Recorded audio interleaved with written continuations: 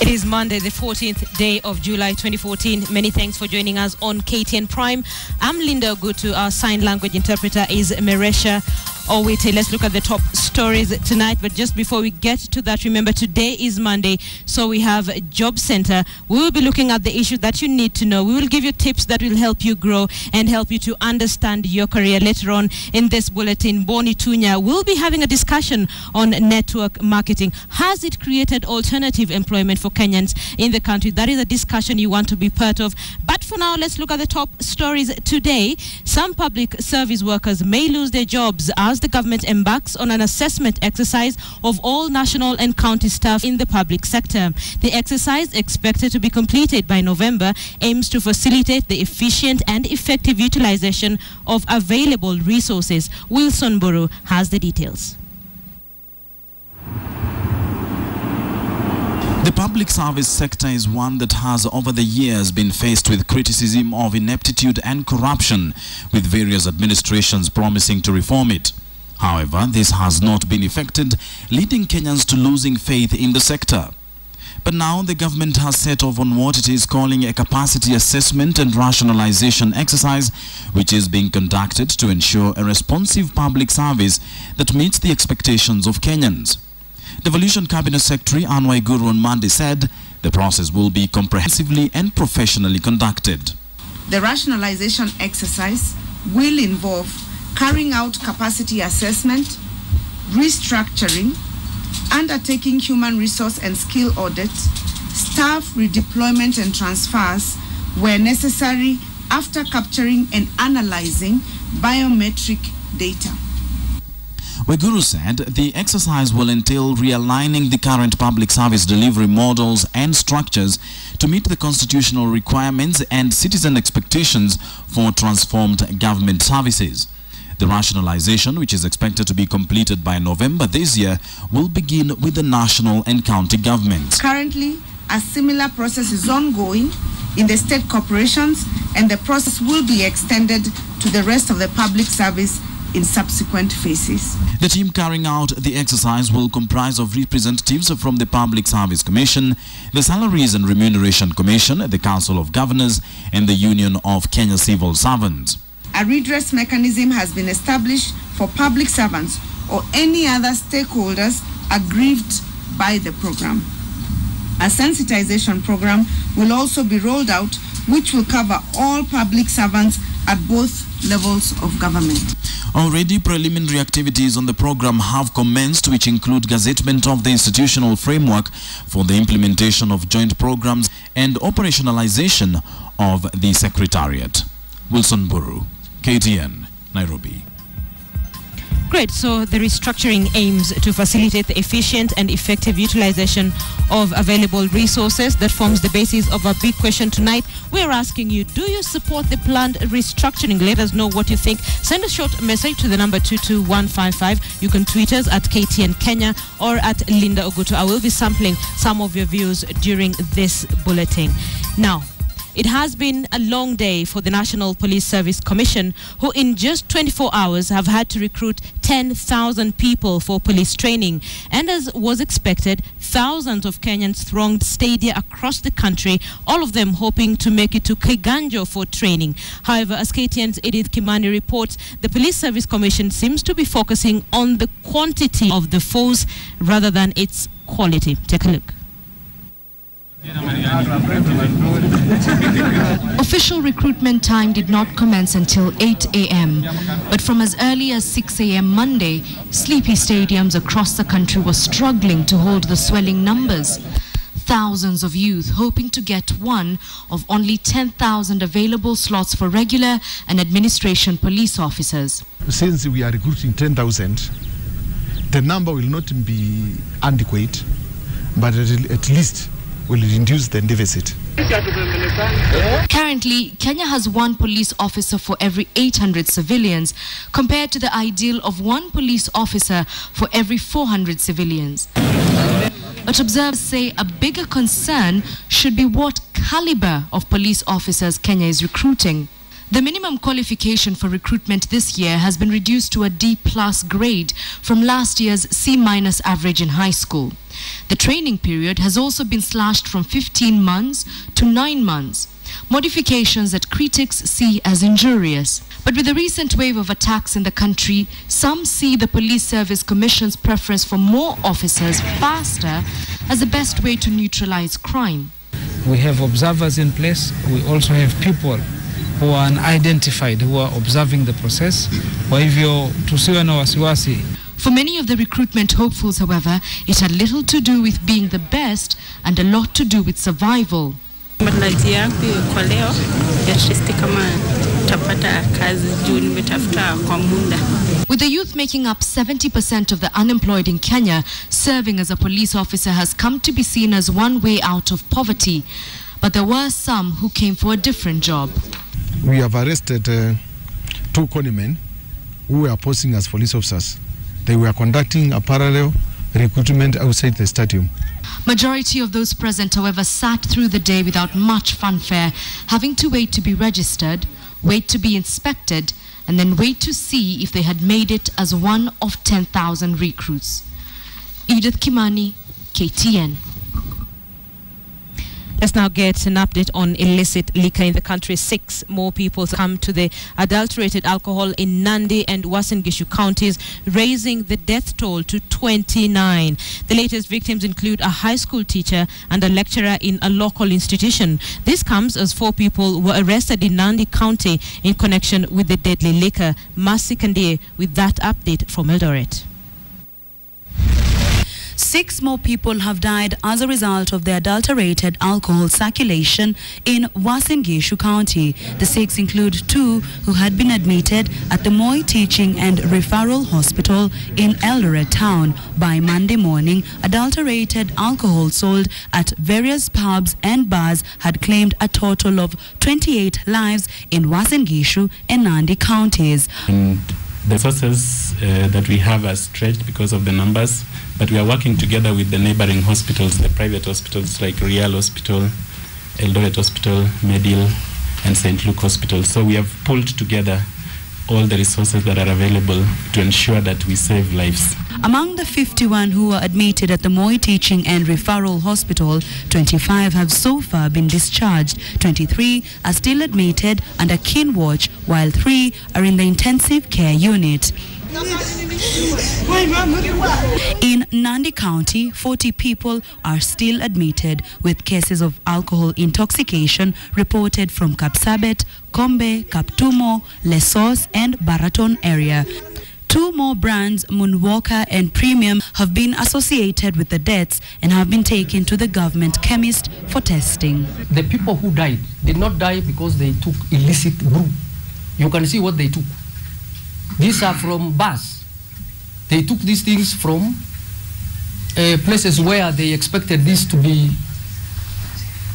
safe. And that is where the dilemma is. And that's why we also want to take this particular liquor for analysis. 6 cartons of coffee spirits containing 1,000 sachets have been confiscated in Nandi County, with 4 people arrested. Police are, however, requesting for more time for investigation before the 4 are arraigned in court. The sales of wines and spirits has been banned in Uasin Gishu County. Bars and supermarkets also distributing the products have been advised to stop further sale until a clear direction is provided. And we are asking our public health officers to be vigilant. We are also telling Wananchi to tell us those who are distributing. These chemicals are being distributed on motorbikes, on bicycles, on brobooks.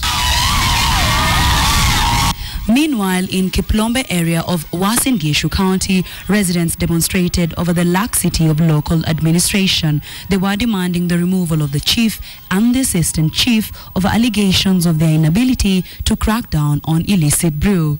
Juu ya kuna mzee mmoja anaitwa Chelele ambaye huwa anaweka pombe mingi kabisa, kwake imekuwa kama brewery na watu wawili wameweza kufariki kwa nyumba yake.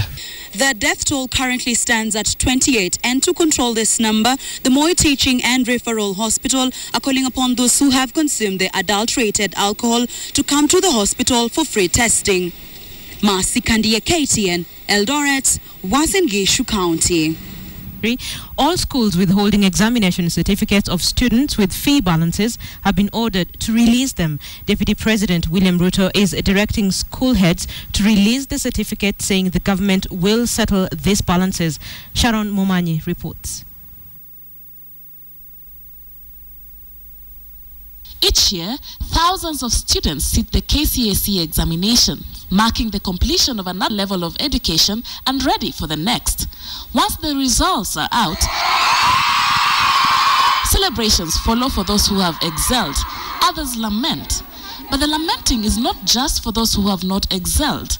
Many, like Sami Manyonge, are not able to access their exam certificates. Nilikuwa disappointed because at first I wanilipia hiyo registration fee.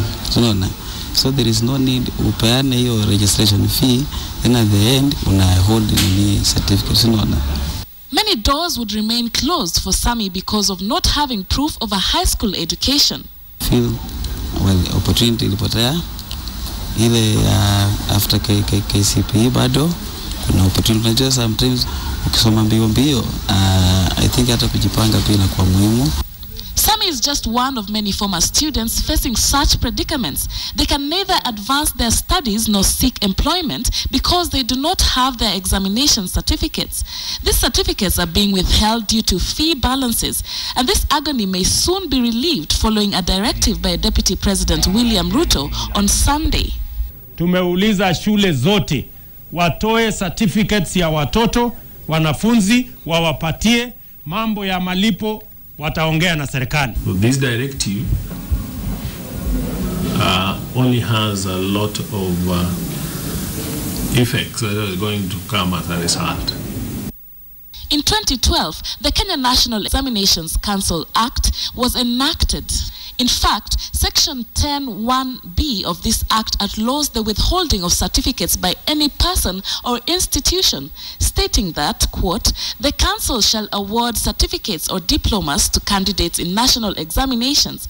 Such certificates or diplomas shall not be withheld from the candidate by any person or institution. Ruto also said that the government is committed to reducing the cost of education to make it available to all Kenyans, noting that funds available for education will be increased by 35% in the coming budgets. Hakuna mwanafunzi yeyote ambaye atalipishwa kufanya mtihani. Ikifika standard 8, wakifika form 4, hawataitishwa pesa yeyote. There is no head teacher that is willing to retain the student certificate. It's only that they were retaining them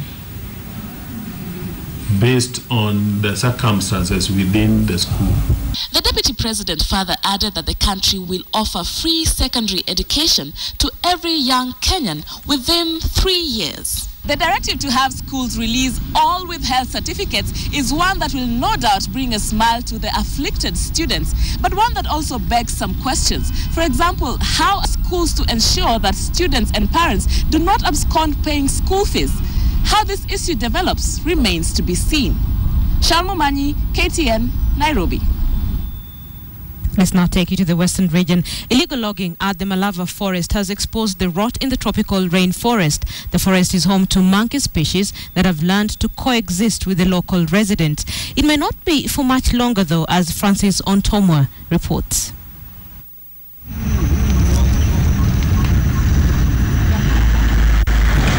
He sinks his teeth into a roasted maize cob and gobbles it down, smacking his lips. Residents have coined him a special name. Meet Inspector Simiu, one of the oldest baboons here at the Malava forest. You'll often see Simiu and fellow baboons along this road and not in their natural habitat. Hii msitu unajua ikikatwa hizi babuni haziwezi survive hapa hivi, zitatoroka ziende mahali pangine.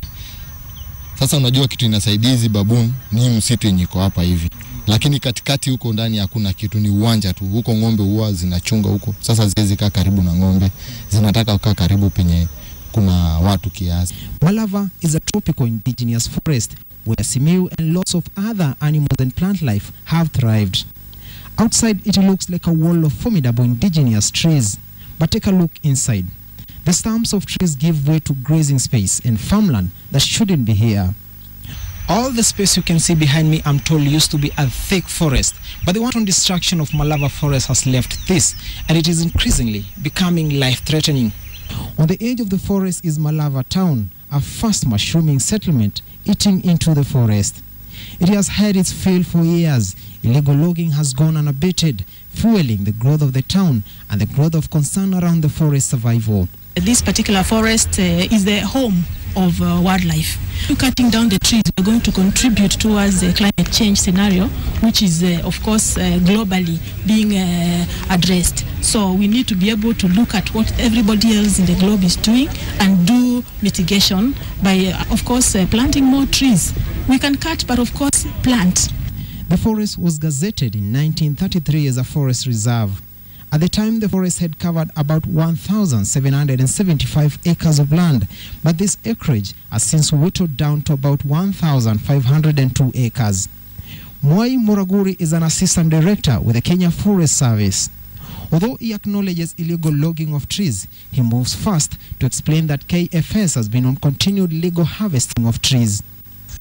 Trees also attain maturity, and once they attain maturity, they have to be harvested to generate income and also to give room for the new trees that will be planted. So we have planted the whole of 110 hectares with the farmers. Simiyu and his fellow baboons may well have reason to worry. The Kenya Forest Act 2005, if applied, could save their homes through tough penalties against illegal loggers. But without that will to prosecute, the forest survival hangs in the balance. Francis Ontomwa, KTN, Malava, Kakamega County. You're watching KTN. Time for business now. Brace yourselves for higher fuel prices starting tomorrow as the Energy Regulatory Commission unveils the new prices for diesel, super and kerosene. The prices, which are effective from midnight, will be in place until August the 14th, adding pressure to the already high cost of living. Here's more. Fuel is holy grail in Kenya. The country depends heavily on diesel for transport, power generation and agriculture, while kerosene is used in many households for cooking and lighting, while the profusion of personal cars rely on super petrol. As such, the steady increase in prices over the last 8 months has forced Kenyans to dig deep to fund an increasingly costly way of life. Managers of an economy who are not sensitive to the citizens and who are out to raid the pockets of hard-working Kenyans. It's quite unfortunate because we have to tighten our belts now. And from tomorrow, they will have to dig even deeper as the Energy Regulatory Commission hiked the prices of super petrol by 1 shilling and 24 cents, alongside that of kerosene, which rose by 99 cents. Super petrol will now retail at 115 shillings and 86 cents a litre, while kerosene will retail at 84 shillings and 12 cents. Diesel prices will, however, register a modest decline of 14 cents to retail at 104 shillings and 67 cents. The rise has been driven by uncertainty in key oil-producing countries that saw crude prices hit a yearly high in June. The oil-producing countries, they're experiencing political tensions, and this is what is driving demand too high because of high speculations in these markets. Experts say this could increase inflationary pressure in Kenya. As it stands, the inflation rate has been on an upward trend, hitting a high of 7.41% in June, up from 6.27% in March, and this could have an adverse impact on economic growth. Kenya being a key importer of fuel, analysts reckon the government should consider reducing some of the fuel subsidies, estimated to take up 45 in every 100 shillings spent on fuel to spur growth. What it needs to do is try to come up with subsidies on the oil, to have oil subsidies, and this will help reduce local prices. Adelaide Changole, KTN Business. Agriculture is listed as the backbone of Kenya's economy. For years, however, smallholder farmers who make up the bulk of the players in this sector have been left to their own devices to source for funds to plow back into their activities. But now, the African Rural and Agricultural Credit Association and Central Bank have stepped up to create an initiative that links farmers with financiers. Here's Philip Keitani. with the country's population growing on an annual basis, so as the government's need to feed its people. But hardly does a year go without reports of a food shortage putting at risk vulnerable Kenyans. The challenge has been linking to the low investment into the sector, with smallholder farmers who hold key to boosting food production being locked out from accessing credit that will most likely boost their yields. To address the challenge, the Central Bank of Kenya and the African Rural Agricultural Credit Association have teamed up to find a lasting solution. As it stands, 36% of rural Kenyans have no access to any form of financial services, making it harder to be a food-sufficient nation.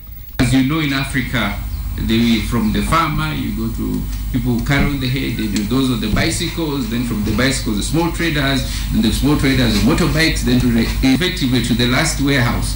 And this, all of it is just cost. So that means that the farmer at the end receives very little, and most of the money just disappears in the middle, servicing this long value chain. The 5-day conference to be opened by the president will focus on promoting access to finance through warehouse receipt system in favor of smallholder farmers in the country. In almost all the countries, government and private sector players are working toward developing a structured trading system to improve the access to market and finance for smallholder farmers. The conference will also focus on leveraging on the growth of mobile phones used in the country to use ICT in financing of the agricultural value chain. Philip Ketan, KTN Business. Now, more often than not, minority shareholders are left out in key decisions concerning the running of any company. This is regardless of the fact that they have a share of the cake. Now, seldom are they properly involved in the banking process, raising questions whether the direction of the company is the best interest of the stakeholders. Charles Gitonga looks into why this is so. Exclusion of minority shareholders from high-level boardroom decisions has been the practice for years now. In some cases, these shareholders have gone to court over the deals they feel were ill-conceived, but in others, silence has prevailed. Analysts say shareholders represent distinct interests while investing, thus some are disinterested in the running of the company. People buy shares for different reasons. People say they are just traders who just want to make money. You know that you've done your maths. You know that the share is undervalued, and you think that over a certain period of time you think you can get a significant value. One of the factors leading to interest of minority investors being overlooked is the structuring of the company shareholding that limit their gains. For example, in the case of National Bank of Kenya, 85% of dividends declared by the board of directors for the year 2013 went through NSSF and National Treasury, who are the main shareholders. This is said not to be in favor of minority shareholders. Every time they declare dividends, you find that the two majority shareholders take home about 85% of those dividends. Because of them the ordinary shareholding, and also because of the preference shareholding, the preference shares, because the way they were structured, the preference shares actually the way they were structured to benefit a lot of NSSF. From a classic example of Access Kenya buyout to issue of Safaricom dividends, to Kenocobil hostile takeover bid, to even most recent CMC Motors buyout, minority shareholders seem to be bearing the weight of being on the wrong end of the stick. In some cases, shares remain suspended from trading, locking investor funds for longer than desired periods, raising questions as to whether they ought to be allowed to combine their shareholding and speak with one voice. They should have provided sufficient information, avail such information to even minority shareholders. We are going to do this transaction, and ideally such a deal has to go through some sort of a vote or a nod. Analysts agree that shareholding cannot be legislated, leaving minority shareholders with few options whenever their interests are violated. Charles Gitonga, KTN Business. Right, so you're watching KTN Prime. Thank you so much for staying with us. On our big question tonight, we had asked you if you support the government's plan to restructure the public sector. Let's see how some of you polled. Let's look at the percentages. Okay, I understand. We'll get the percentages in just a few minutes. Let me see if I can sample some of the responses. Patrick Alushula says, yes, restructuring is the way to go. There's a lot of disguised employment in government leading to inefficiencies. Mbati Hezekiah says, as long as the government stops allowances for MCAs, MPs and governors and the commissions. Lydia Webuya says, no, job creation was one of Jubilee's campaign promises. They are creating unemployment instead. Kusema na kugeuka. There you go on your screen, the results of our big question tonight. Do you support the planned restructure of the public sector? 35% of you support it, 65% of you do not.